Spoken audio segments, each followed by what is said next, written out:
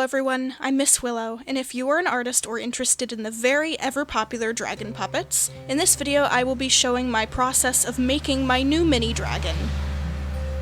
I've made many before, full size, and even sold many too, to give a cherry on top for my business, which I'm incredibly proud of, and you can find my Etsy in the description of this video. Obviously, before we start, I have to give Mr. Pepper some well-deserved pets. Starting off, I sketched the face of the dragon, top jaw and lower jaw, a good centimeter to an inch apart, since I will cut those pieces out separately in the future. Outlining does take some careful practice, as if I mess up, there is no going back, and I would hate to repeat the process. Considering once I'm finished with the first half of the face, I have to trace the opposing facing replica. This style of physical art, or three-dimensional art, suits me personally very well. I'm not very confident with 3D works, even though I've always wanted to be. This way I can turn two-dimensional drawings in cartoon style into something of this other concept easily, without tarnishing any of my skill or comfort.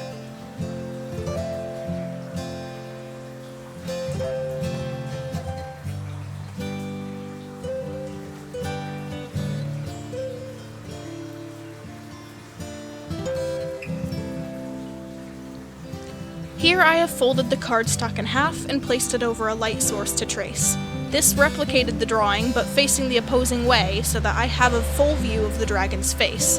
It is honestly my least favorite part of the process, and can be quite tricky at times when not having the materials needed, but over time I got the hang of it, and you'll find your own special way of doing this.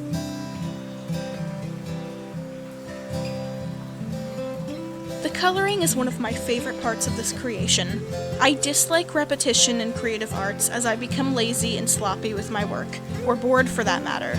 I have found making small-scale dragon puppets helps with my frequent abandonment of projects. I openly admit that as a quality of myself I wish to improve on. The smaller the physical work is, the easier it is for me to finish it in 1 or 2 sittings, which honestly makes it emotionally better for me to handle as a whole.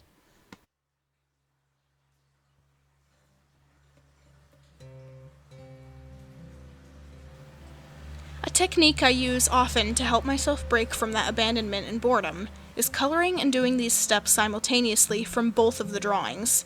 For example, I won't complete one side completely before the other. I will color a unique section of one, and then straight away do the same on the other to catch up equally and evenly on the same side. I hope this makes sense, as that one of the sides will not be completed ahead of the other one, and therefore boredom will not arise in me, personally.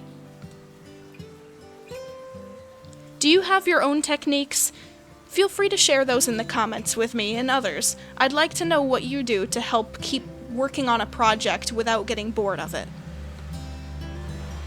I always have an affinity for shading. This is tedious, but it is my favorite part as it is what brings together a drawing in my opinion. I get to see the full thing before I get to work on the next steps. Before I cut out the pieces, I first cover the entire front of the drawings in wide tape. This adds a layer of protection to the piece. It cannot get wet still, which would ruin it, but might prevent smudging or marks on the actual drawings themselves. The base is made using a cardboard-esque paper that is thicker than the rest. I attach a folded tape to the jaw pieces and then affix the cut-out artwork onto them. Here are my freshly cut out pieces, and as you can see, I do like to line up where they would move, and get a feel for how I wish to assemble the rest of the project. It's just fun to play around with before it comes together.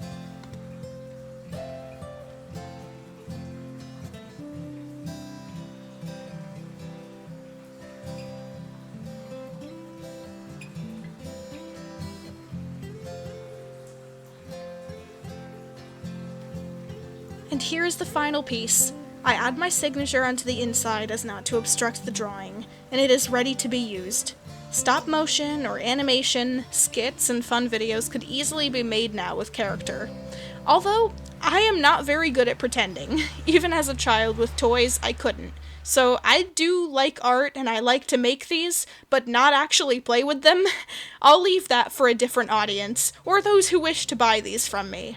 Anyways, I hope that you enjoyed this video. I suppose it could count as a tutorial, but not as in-depth with the base piece. I loved this creation, and if you did too, please help support more of my videos by having fun watching. I will see you soon. Enjoy this beautiful day.